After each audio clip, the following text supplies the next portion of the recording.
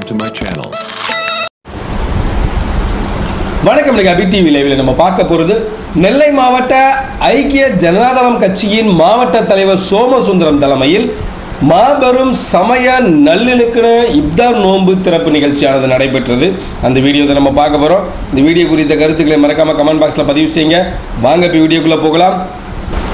ஐக்கிய ஜனதாதளம் கட்சியின் அகில இந்திய தலைவரும் பீகார் மாநில முதலமைச்சருமான ஸ்ரீ நிதிஷ்குமார் அவர்களின் ஆணைக்கிணங்க தமிழக ஐக்கிய ஜனதாதளம் கட்சியின் தலைவர் மணிநந்தன் அவர்களின் ஆலோசனையின் பேரில் திருநெல்வேலி மாவட்ட ஐக்கிய ஜனதாதளம் கட்சியின் சார்பில் மத நல்லிணக்க இப்தார் நோன்பு நிகழ்ச்சி நடைபெற்றது.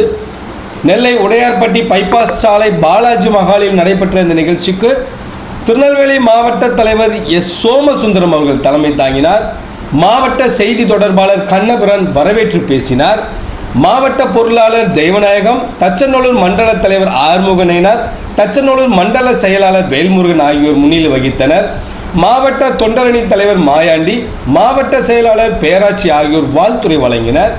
அன்னை தெரசா பொதுநல அறக்கட்டளை தலைவர் மகேஷ், மாவீரர் சுந்தரலிங்கம் மக்கள் இயக்க தலைவர் மாரியப்ப பாண்டியன், சமூக சேவையை பிரியங்கா மகேஷ், காட்டூர் சிவா சுவாமிகள் ஆகியோர் சிறப்பு அழைப்பாளராக கலந்து கொண்டு நோன்பு திறக்கும் நிகழ்ச்சியில் சிறப்புரை வழங்கினார். முடிவில் மாவட்ட ஓபிசி தலைவர் மாரியப்பன் நன்றி கூறினார்.